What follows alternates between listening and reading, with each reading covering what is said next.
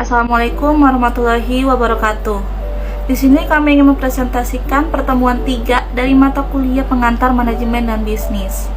Sebelumnya, izinkan saya memperkenalkan diri dan juga teman-teman saya dari kelompok 1. Yang pertama ada saya sendiri, Almainda Manyu Khadijah, lalu ada Aminah, Ariana Arhu, Aura Safinka, dan juga Bagus Firmanto Nugroho. Pertemuan 3 kali ini, kami mempelajari tentang CSR atau Corporate Social Responsibility atau biasa disebut juga dengan tanggung jawab sosial dalam perusahaan. Kami akan menjelaskan dari awal pendahuluan lalu pembahasan materi hingga pada kesimpulan. Baiklah, sebelum memulainya, mari mendengarkan pendahuluan yang akan dijelaskan oleh Ariana. Baik, saya melanjutkan presentasi ini dan saya memulainya pada pendahuluan dari materi yang telah kami susun. Pandangan tentang Corporate Social Responsibility atau CSR. Beroperasinya sebuah perusahaan haruslah memperhatikan keadaan budaya sosial budaya yang ada di sekitarnya. Karena jika ada pergerakan sosial budaya masyarakat sekitar akan dapat menghambat operasional perusahaan itu sendiri, seperti munculnya kecemburuan sosial akibat dari pola hidup dan pendapatan yang sangat jauh berbeda antara pegawai perusahaan dengan masyarakat sekitar, atau bahkan kondisi di dalam perusahaan itu sendiri, yaitu perbedaan pendapatan antara pegawai lokal dengan pegawai pendatang.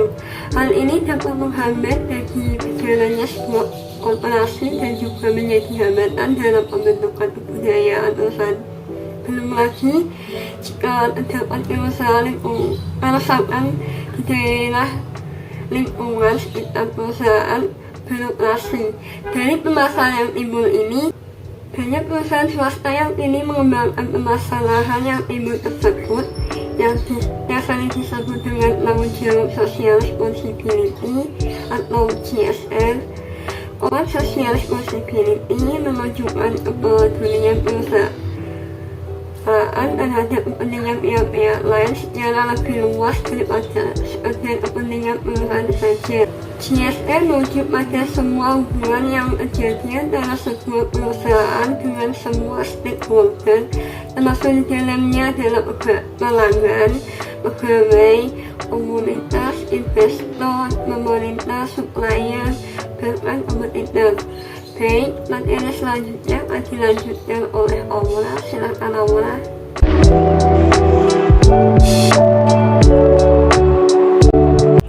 Baiklah, terima kasih Ariana atas waktunya. Saya Aura yang akan melanjutkan presentasinya, yaitu membahas tentang pengertian dari CSR. Nah, apa sih CSR itu? Pemikiran yang mendasari CSR atau Corporate Social Responsibility yang sering dianggap inti dari etika bisnis adalah bahwa perusahaan tidak hanya mempunyai kewajiban ekonomis dan legal, artinya kepada shareholders, tapi juga kewajiban-kewajiban terhadap pihak-pihak lain yang berkepentingan atau stakeholders. Namun, lebih dari kewajiban-kewajiban di atas, karena perusahaan tidak bisa berdiri sendiri tanpa bantuan pihak lain. Corporate Social Responsibility atau CSR merupakan pengambilan keputusan perusahaan yang dikaitkan dengan nilai-nilai etika, memenuhi kaidah-kaidah dan keputusan hukum, dan menghargai manusia, masyarakat, dan lingkungan. Beberapa hal yang termasuk dalam CSR ini antara lain adalah tata laksana perusahaan atau corporate governance, kepedulian perusahaan terhadap lingkungan, kondisi tempat kerja dan standar bagi karyawan, hubungan perusahaan dengan masyarakat, dan investasi sosial perusahaan. Jadi, tanggung jawab sosial perusahaan tidak hanya dalam bidang pembangunan sosial dan ekonomi, tetapi juga dalam hal lingkungan hidup. Secara umum, Corporate Social Responsibility merupakan peningkatan kualitas kehidupan di mana kemampuan manusia sebagai dan anggota masyarakat dapat menanggapi keadaan sosial yang ada dan dapat menikmati, memanfaatkan, serta memelihara lingkungan hidup atau dapat dikatakan sebagai proses penting dalam pengaturan biaya yang dikeluarkan dan keuntungan kegiatan bisnis dari stakeholders, baik secara internal yaitu pekerja, shareholders, dan penanam modal maupun eksternal, kelembagaan pengaturan umum, anggota-anggota masyarakat, kelompok masyarakat sipil, dan perusahaan lain. Selanjutnya, Trevino dan Nelson tahun 1995 mengkonsepkan CSR sebagai piramid yang terdiri dari 4 macam tanggung jawab tanggung jawab yang harus dipertimbangkan secara berkesinambungan yaitu ekonomi, hukum, etika, dan berperikemanusiaan. Yang pertama, tanggung jawab ekonomi. Tanggung jawab ekonomi merujuk pada fungsi utama bisnis sebagai produsen barang dan jasa yang dibutuhkan oleh konsumen dengan menghasilkan laba yang dapat diterima. Artinya, laba yang dihasilkan harus sejalan dengan aturan dasar masyarakat. Masalah tanggung jawab merupakan hal yang dianggap paling krusial. Tanpa adanya kelangsungan tanggung jawab finansial, hal lain yang menjadi hal yang meragukan. Yang B, tanggung jawab etis. Tanggung jawab etis mencakup tanggung jawab secara umum karena tidak semua harapan masyarakat telah dirumuskan dalam hukum. Etika bukan hanya sesuai dengan hukum, namun juga dapat diterima secara moral. Kategori tanggung jawab etika sering berhubungan dengan kategori hukum, melebarkan tanggung jawab hukum, dan mengharapkan para usahawan untuk menjalankan fungsinya setingkat di atas hukum. Yang ketiga ada tanggung jawab berperi kemanusiaan. Tanggung jawab terhadap sesama mencakup peran aktif perusahaan dalam memajukan kesejahteraan manusia. Selanjutnya, ada lingkup tanggung jawab sosial perusahaan yang akan dijelaskan oleh Bagus. Silakan Bagus. Saya lanjutkan. Setidaknya ada 4 lingkup tanggung jawab sosial perusahaan. Untuk keterlibatan perusahaan dalam kegiatan sosial yang berguna bagi kepentingan masyarakat luas. 2. Keuntungan ekonomis, karena akan menimbulkan citra positif bagi perusahaan. Hal ini akan membuat masyarakat lebih menerima kehadiran produk perusahaan. Ketiga, memenuhi aturan hukum yang berlaku dalam suatu masyarakat, baik dalam kegiatan bisnis atau kegiatan sosial, agar bisnis berjalan secara baik dan teratur. Lalu, Kotler dan Lee mengidentifikasi 6 pilihan program bagi perusahaan untuk melakukan inisiatif dan aktivitas yang berkaitan dengan berbagai masalah sosial, sekaligus sebagai wujud komitmen dari tanggung jawab sosial perusahaan. Keenam inisiatif sosial yang bisa dieksekusi oleh perusahaan adalah 1. Cause promotion, dalam bentuk memberikan kontribusi dana atau penggalangan dana untuk meningkatkan kesadaran akan masalah sosial tertentu, seperti bahaya narkoba. Kedua, cost relate, marketing, bentuk kontribusi perusahaan dengan menyisihkan sepersekian persen dari pendapatan sebagai donasi bagi masalah sosial tertentu untuk periode waktu tertentu atau produk tertentu. Ketiga, corporate social marketing. Di sini perusahaan membantu mengembangkan maupun implementasi dari kampanye dengan fokus untuk merubah perilaku tertentu yang mempunyai pengaruh negatif. Seperti misalnya kebiasaan berlalu lintas yang beradab.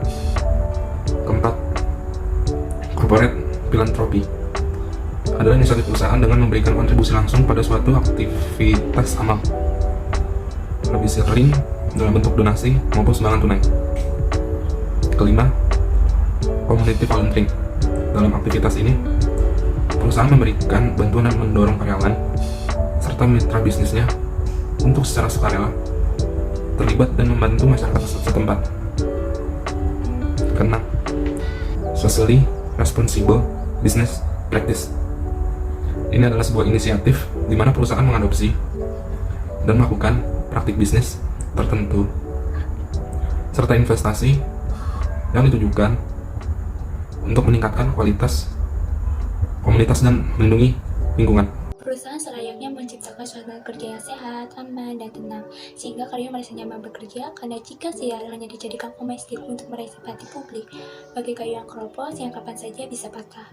Dari uraian di atas dapat kita simpulkan bahwa CSR dapat berdampak secara menguntungkan bagi pihak perusahaan, yaitu 1. Timbulnya citra positif perusahaan. Dalam jangka panjang bisa meningkatkan laba perusahaan sebagai perusahaan yang ramah dan peduli lingkungan. Yang kedua, meningkatkan tingkat kenyamanan bagi perusahaan karena situasi yang aman. Sedangkan dampak sisa bagi masyarakat, pertama, menyentaskan kemiskinan dengan memakai pekerja sekitar perusahaan mereka dapat menyumbangkan kenaikan angka angkatan kerja dan dengan menciptakan lapangan kerja. menyediakan pelatihan, menyediakan produk-produk yang disediakan oleh orang-orang kalangan bawah, maka secara langsung akan memberikan dampak kepada golongan bawah tersebut. Yang kedua, meningkatkan standar pendidikan dengan memberikan beasiswa kepada yang benar-benar membutuhkan dan membantu dalam pembangunan sarana dan prasarana pendidikan khususnya untuk pendidikan dasar. Yang ketiga, meningkatkan standar kesehatan dengan menyediakan sarana dan prasarana yang menunjang kesehatan terutama bagi masyarakat sekitarnya. Contohnya dengan menyediakan fasilitas air bersih atau dengan membuka klinik kesehatan yang tidak berlaku untuk karyawannya saja tetapi juga bagi masyarakat sekitarnya. Seringkali penetapan CSR sendiri mengalami beberapa kendala, di mana kendala yang ada diantaranya adalah rendahnya komitmen perusahaan untuk melakukan CSR secara berkesinambungan. Banyak perusahaan-perusahaan yang menganggap CSR hanya sekedar membantu pendanaan sebuah program dan tidak lanjut dari itu diabaikan. Yang kedua, kekeliruan perencanaan program ada miskonsepsi perusahaan tidak menetapkan CSR dari sejak awal strategi planning. 3. Penetapan personal yang kurang tepat. 4. Struktur organisasi perusahaan dijabat rangkap sehingga pengambilan keputusan sangat lambat. Kelima, terdapat kecenderungan perusahaan CSR di Indonesia sangat tergantung pada CEO. Artinya itu, kebijakan CSR tidak otomatis selaras dengan visi dan misi perusahaan.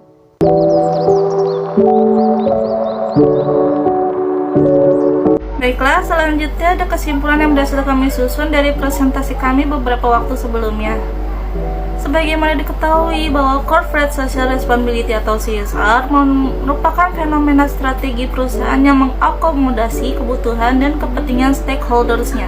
Dalam berbagai aspek yang telah dibahas tentang CSR, perusahaan hendaknya mempertimbangkan seberapa besar laba yang dari dampak sosial dan dampak ekonomi yang ditimbulkan. Juga alangkah baiknya dibentuk departemen khusus yang mentangani masalah CSR sendiri ini. Komitmen dan konsistensi yang dilakukan oleh perusahaan dalam menjalankan tanggung jawab sosial akan terlihat hasilnya secara bertahap, bukan secara instan. Peran pemerintah sendiri sangat dibutuhkan. Pemerintah terlebih dahulu harus menetapkan regulasi dan hukum yang jelas dan tegas, sehingga bisa menjadi mediator dan fasilitator bagi semua pihak yang bersangkutan, sehingga bisa bersinergi dengan dunia usaha, sehingga dengan diterapkan CSR ini diharapkan dapat menguntungkan semua pihak. Baiklah, itu dia presentasi kami dari pertemuan 3 pengantar manajemen dan bisnis, yaitu tentang tanggung jawab sosial perusahaan. Kurang lebihnya mohon maaf. Kami pamit mundur diri. Wassalamualaikum warahmatullahi wabarakatuh.